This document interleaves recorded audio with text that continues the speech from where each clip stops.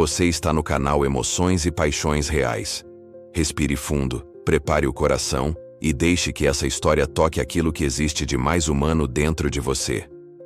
Hoje você vai conhecer a jornada de um homem que passou toda a vida fugindo de uma verdade que, cedo ou tarde, o encontraria. Uma história sobre escolhas, perdas, redenção e a coragem de enfrentar o que mais dói. Essa é a história de João. João cresceu acreditando que algumas coisas simplesmente nasciam quebradas. Não porque alguém queria que fosse assim, mas porque a vida às vezes não se importa em explicar. Ele lembrava pouco da infância, mas lembrava de uma sensação persistente, a de estar sempre andando no escuro, tateando paredes invisíveis, tentando decifrar portas que nunca abriam por completo. Foi criado por uma tia distante, que nunca falava sobre o passado dele. Apenas dizia que certos assuntos eram melhores esquecidos. Crescer sem respostas moldou João de um jeito peculiar. Ele se tornou um homem silencioso, sempre observando antes de agir, como se tivesse medo de que qualquer movimento mais ousado pudesse desencadear uma avalanche. Aos 28 anos, João levava uma vida aparentemente normal. Trabalhava como operador de máquinas numa empresa metalúrgica e passava os fins de semana consertando coisas. Televisões quebradas, rádios antigos, relógios que ninguém tinha paciência de arrumar.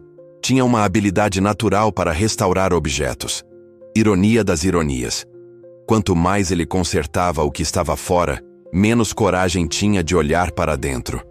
Parecia que algum fio interno, algum mecanismo emocional, ainda esperava por reparo. Um dia, enquanto trabalhava, recebeu uma ligação inesperada. Era de um hospital. A voz do outro lado da linha era firme, mas cuidadosa. Era sobre o pai dele. João sentiu o corpo tremer num impulso involuntário.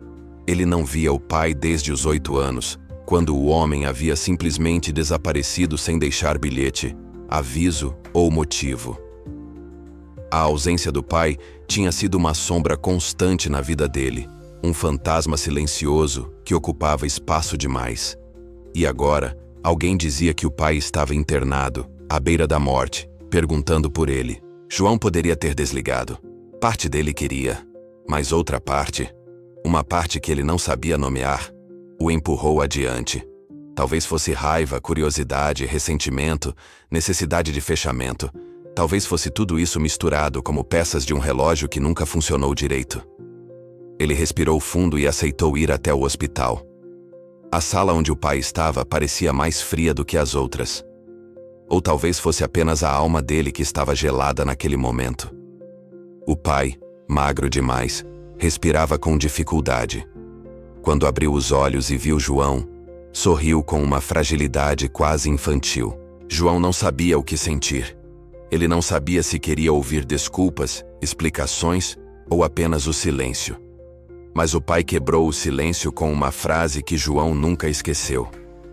Eu nunca devia ter ido embora, mas eu fui porque precisava. Aquela frase caiu como uma pedra dentro de João. Precisava? Precisava do quê?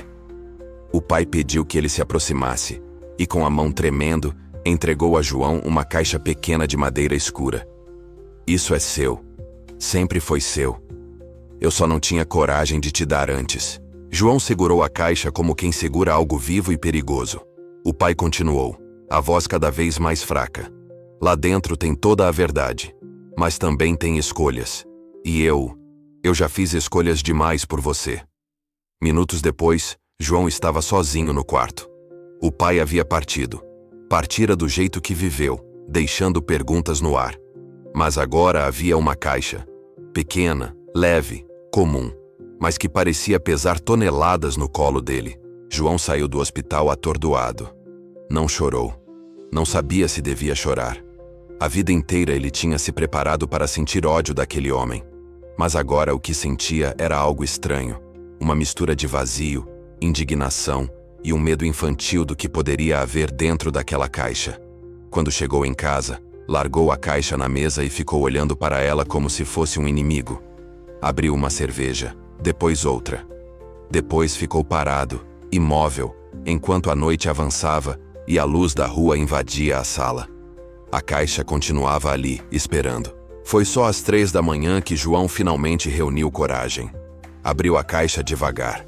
Dentro havia um envelope, um antigo chaveiro enferrujado, uma fotografia dobrada e um caderno de capa azul escuro. No envelope, uma letra que ele reconhecia vagamente. A letra da mãe. A mãe que ele mal lembrava. A mãe que morreu quando ele tinha 6 anos. O coração dele acelerou. As mãos começaram a suar.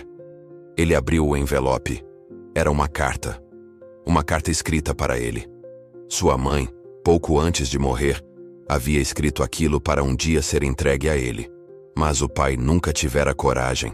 A carta dizia: Meu filho, se você está lendo isso, talvez seu pai tenha finalmente entendido que algumas verdades não podem ser enterradas. O que eu tenho para te contar não é para te ferir, mas para te libertar. Você merece saber quem é, e não quem disseram que você deveria ser. João sentiu a garganta apertar. Continuou lendo. Você não é filho apenas do acaso. Você veio ao mundo cercado de amor, apesar do que possa ter acontecido depois. Eu e seu pai nos amávamos, mas levávamos juntos um peso que nenhum dos dois soube carregar. O peso de uma escolha que mudaria tudo. A escolha de esconder de você a verdade sobre seu irmão. João parou. Irmão? Ele nunca teve irmão. Pelo menos nunca soube de nenhum. Voltou a carta. Seu irmão, Miguel, nasceu 2 anos antes de você. Era diferente desde pequeno. Sensível, inteligente, intenso demais para um mundo bruto. Ele tinha dificuldades que não entendíamos na época. Seu pai não aceitou. Achava que era culpa minha. Nós brigamos por muito tempo. O amor virou culpa, a culpa virou medo. E o medo virou silêncio. As mãos de João tremiam. A carta continuava. Quando Miguel tinha 3 anos, algo aconteceu. Algo que seu pai nunca superou. Ele desapareceu. Foi levado. E nós nunca o encontramos. A polícia não ajudou. A família não ajudou. O mundo não ajudou. Seu pai se culpou tanto que passou a temer que você tivesse o mesmo destino. Então ele se fechou. E quando eu morri, ele não soube como cuidar de você. Não soube como lidar com o passado. Então fugiu. Fugiu de você. Fugiu dele mesmo. João respirava como se faltasse ar. A carta terminava assim: Se um dia ele te entregar esta caixa, procure seu irmão. Ele pode estar vivo. E talvez precise tanto de você, quanto você precisa dele. Com amor eterno, sua mãe. João ficou horas parado, apenas olhando para aquela carta. Era como se o chão inteiro da vida dele tivesse rachado ao meio. Tudo aquilo que ele acreditava sobre si mesmo, o abandono, o silêncio, o vazio, agora tinha uma explicação completamente diferente. Agora ele não era apenas um filho sem pai. Ele era um irmão sem irmão. Um irmão que talvez ainda estivesse vivo. Pegou a fotografia. Era sua mãe segurando 2 meninos muito pequenos, um de cada lado. Um era ele. O outro era Miguel. Os rostos eram parecidos. Havia no olhar dos dois algo como um brilho compartilhado, quase como se já soubessem, mesmo tão pequenos, que seriam partes inseparáveis de alguma história maior. O chaveiro enferrujado tinha uma inscrição: KM 1986. Seria isso uma pista? Pegou então o caderno azul. Era o diário da mãe.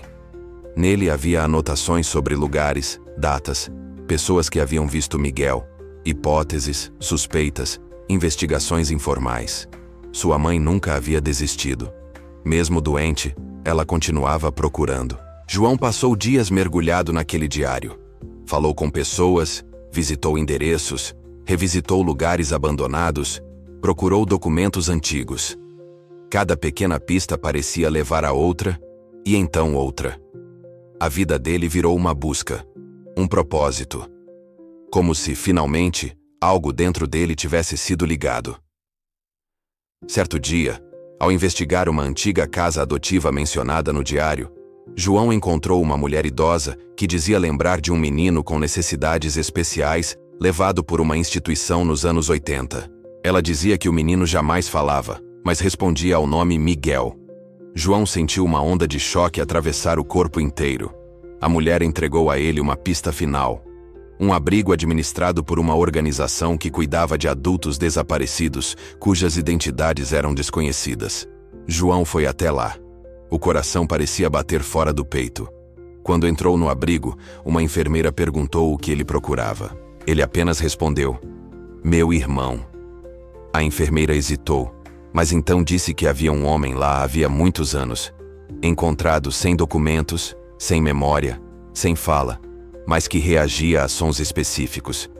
Ela o levou até um quarto simples. Lá dentro, havia um homem de 40 anos, sentado, olhando pela janela.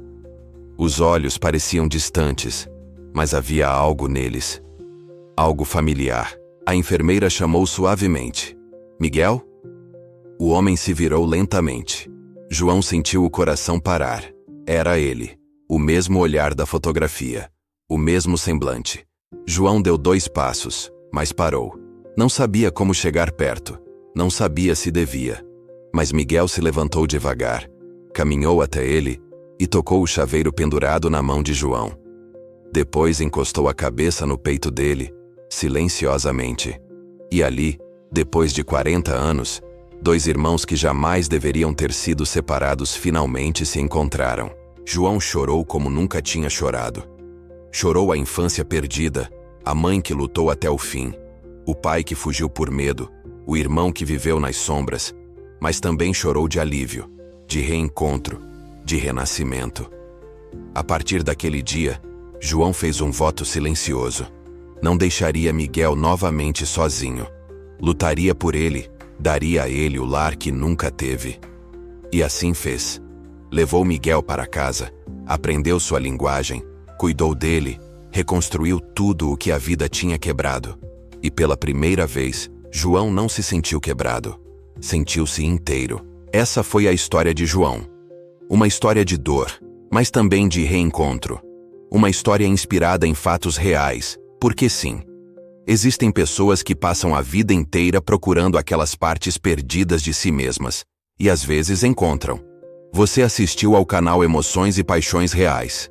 Se essa história tocou você, compartilhe, comente e ajude outras pessoas a acreditarem que, mesmo quando a vida tenta separar, o amor sempre encontra um caminho de voltar.